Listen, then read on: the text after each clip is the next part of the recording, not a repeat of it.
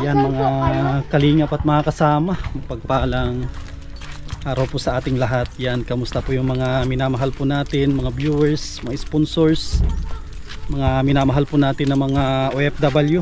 Yan, grabe, napakainit po ng panahon, pero mag-i-scout po tayo. May bibistahin po tayo sa mga kababayan po natin na nangangailangan ng tulong. Yan o, may nadaanan po tayo ditong pakwanan. Yan o, daming pakwan po dito. Anong barangay na to, Jumart? Anong barangay ito? Lugi. Yan, Sitio Lugi. Kawawa naman yung pagtanim ng pakwan. Kasi kwan po ito, Sitio Lugi. Siguro naman hindi malugi yung nagtanim dito. Dami ba yung inani? Grabe. Diba? Dami ba yung inani? Baka may papasok na sakyan doon. Hindi naman. Kasi iniwan po natin yung sakyan. Hindi natin pwedeng ipasok dito kasi yung daan pang ano lang po, pang motor. Wala. Yan, kasama natin si Ate Nancy oh. Papalaban tayo sa kunito, sa lakaran. Kahit mainit, importante makita po natin yung tutulungan. Ano, ang ating guide si Jumart. Oh, dito si Nano. Nano. Oh, dito yung si Nano. Oh.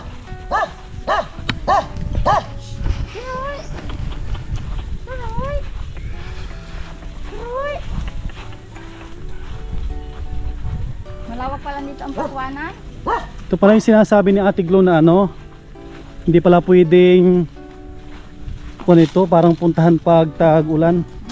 Masyadong maputik yung daan. Makakapasok pala sa sakyan natin. Motor. Hindi dapat ang daan pala oh. Pasok ang huli rin. Gawaan mo po dyan. Hindi naman pwedeng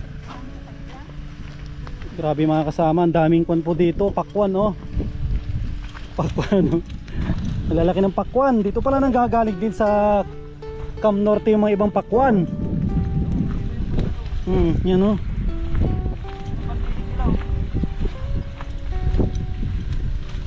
Daming pakwan dito.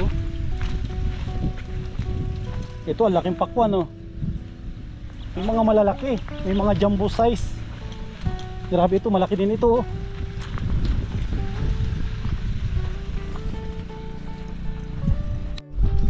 Ayan mga kasama, grabe, ang layo na ng nilakad namin oh. Ang layo na. Yung doong banda, kung na lang po ito, ilang kilometro na ito, Jumart? 2 na, 3? 3 kilometro na po yung nilakad namin. Kung ano, itsura namin oh, para na kaming ano, ng tinapa. Kulang na lang ng dyaryo. Kulang na lang po ng dyaryo. 3 kilometro na po yung nilalakad namin. Parang ano, nakalahati na, hindi pa. Ay, ito na.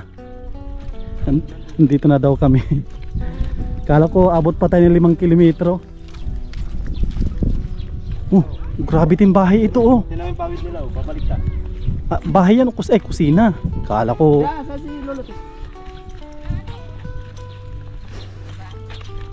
Dito na. Dito na pala yung kuwan natin.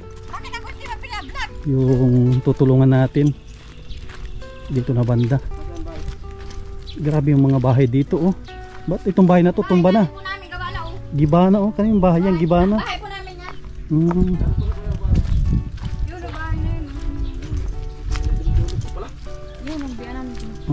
Yun ang bahay na tinuro po sa atin na ano, tutulungan natin. Yan nag-ano sa inyo? Diaglo po. Sabi, ang dami palang bahay dito. Nasama na ako dito. Isang compound yan kuya. Isang compound pala dito. Grabe. Doon, ang daan sa may kilalaog. May kilalaog na. Yo, gusto saga. Ha? Manding. Ano? Gusto saga. Ay. Mas araw.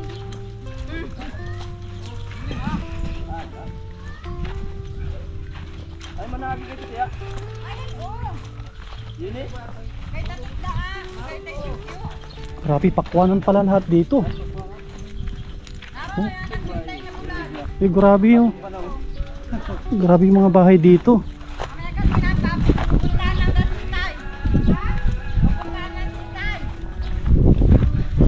Ano, isang compound lang ito. Parang wala pa akong nakitang bahay na bato dito. Sa bagay bahay na yun? Ano, sa sariling mga lote mga ito. Hindi siya kanila ito. Kaya pala mga walang konkretong bahay. Kanila ito. Mm. Hindi sila makapag-magkuntat na bahay. Akaya mo kasi kayo mo. Ay, ito bahay ni... Ay naman yan matutulog dun sa ano ay. Yung mga anak ni tatay, dito rin wala. Dito kami po. Ah, kayo mga anak nito. Ay, Yan. dito tayo. Grabe yung bahay nila tatay. Ano si ilang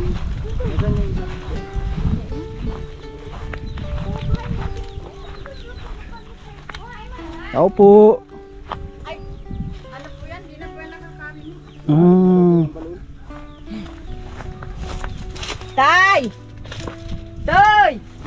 May tao! May tao! Oo, nagbablog! sinong kasama ni tatay dito po na inaano? Ang bulag na anak mo. Pero nandito man kami.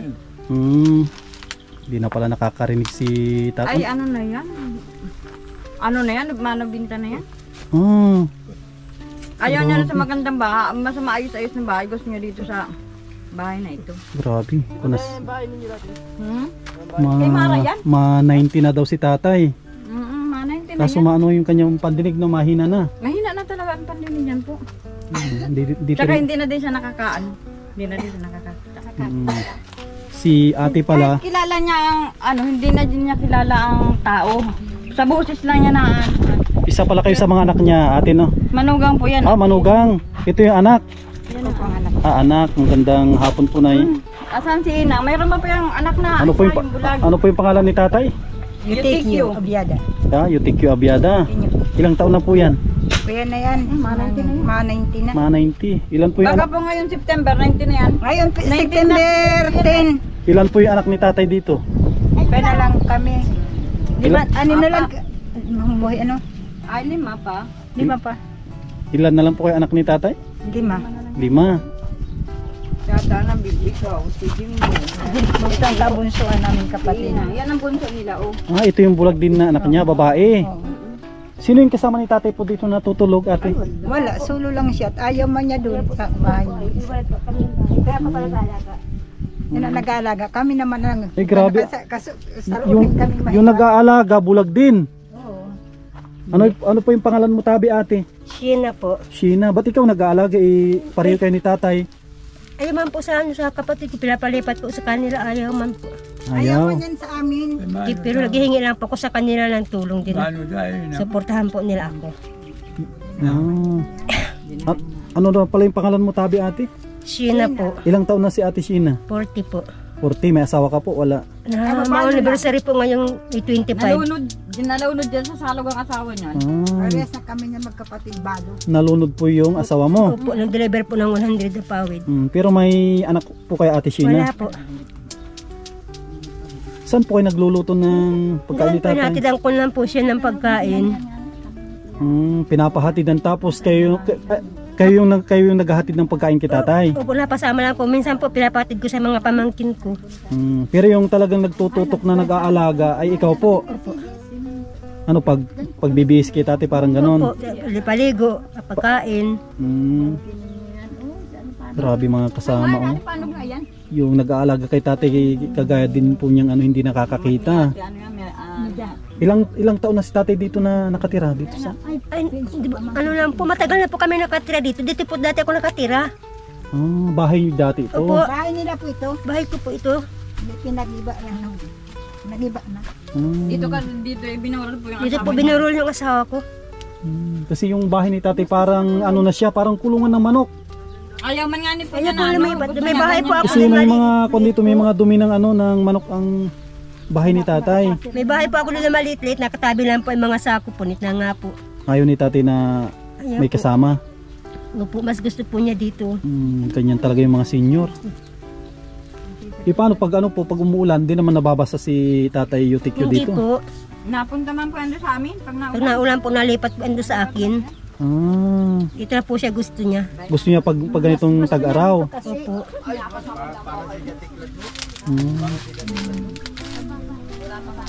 Tapos ano yung nangyari sa kamay ni tatay? Parang putol. Ay, nung bata pa po siya, mahilig po siya magpasabog na sa isda. Dati nung Ano sila? Parang nagdidinamita noon. Po.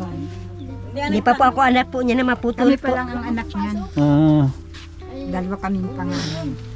Sino po yung pinakapanganay? Namatay na. Namatay na rin po. Sumunod na ako. Kayo yung Pangalan. sunod sa panganay. Grabe. Bahay ni tatay, oh. Tatay, nag-interview lang. Nag-interview tayo. Interview ka. Interview ako. Ang katabi pa ni tatay, mga nangingitlog na manok, oh. Yan po yung nalagaan niya, manok po namin. Hindi dito nahali. Yan po yung nalagaan niya. Ayaw niyang Bantay-bantay niya at may bisis na mayroon daan nakuha ng itlog kaya hindi niya nabihita, naiwanan. Ang libangan pala ni tatay ay ano, Manok. pag-alaga ng manok dito.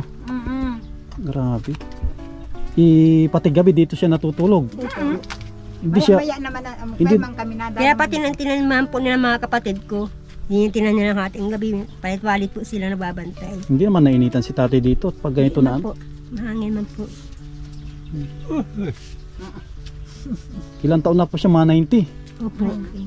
Grabe. 1932 yun ay. Grabe. 38 ate. 38. Oo.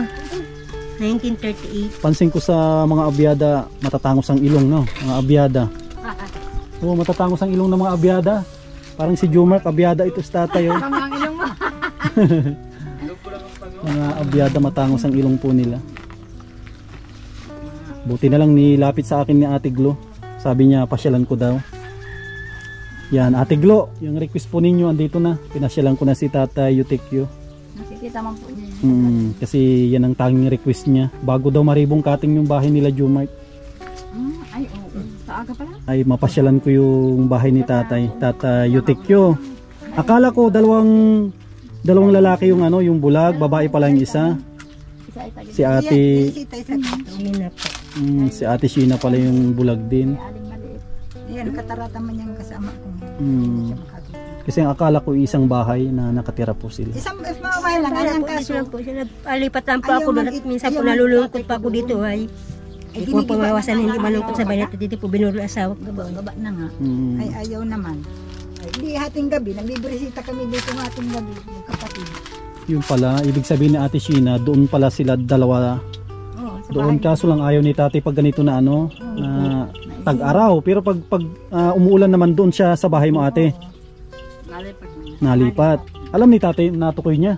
Ano man yan? Nakakaano man yan, may tungkod man yan. Kung paano baga, alam, nang sususog niya ang daan papunta doon. At nung ano pa man siya, nakakita pa man siya. Susog man niya ang daan. Si Tatay, ano, di ba, nabanggit yung ate na ano na, tawag dito medyo ulyanin na. Oo. Buti alam pa niya yung daan. Alam pa niya. Alam pa niya. Kaya lang talagang hindi na niya, ano, Hindi ang niya, tao. hindi na niya kilala. Tabo. Si ate pamangkin na lang, pamangkin po. Manugang. Ay, manugang. Asawa ko, anak niya. Tribitay! Manugang na pala si ate. Mahina na yung pandinig ni Tatay. Sobra na. Napapawid nga po ako. Kaya, Ba't parang naiyak ka, ate? Kala mo sinisigawan. Parang naiyak si ate. may ma-anniversary kasi ang asawa niya na. Ngayong may 25. May 25. Opo, kaya na po nagsikap ako magpawid pang ano man lang po panghandad tsaka pang ano sa misa. Debay po sa pagdasal. Nanudan lang kami niya na magbabanglok sa una lang ako sa kanya.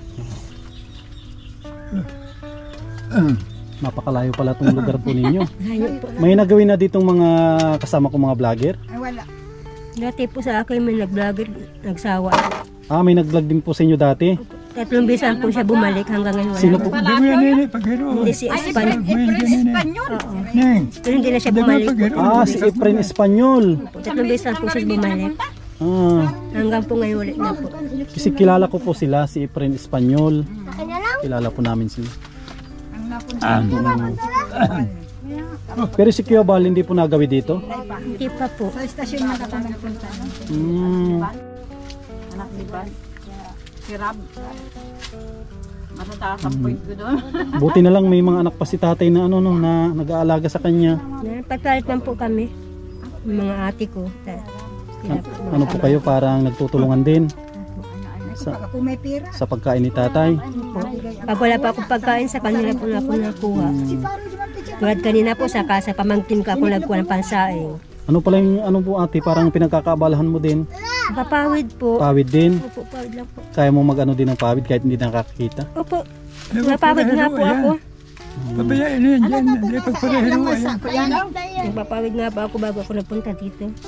Yan, sana may makapanood dito at matulungan kayong dalawa kasi kayong dalawa yung ano, no, makasama sa bahay. Ang gusto ko lang po makapayos ako ng bahay, kaya wala po. Makapayos para doon kayo ni tatay. Opo. Magkawa na ng bahay, kahit malit lang. Ako na ganun malaki. Sana.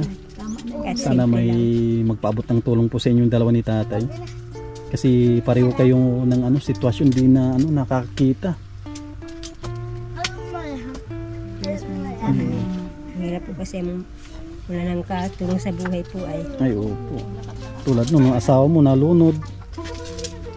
Pasok na dito ang kanang dito na nga ni Sige ate, tato, mabigay din ako ng kaunting tulong ate ha. Pagpasensyaan nyo na po, pambili-bili ng ano ni tatay.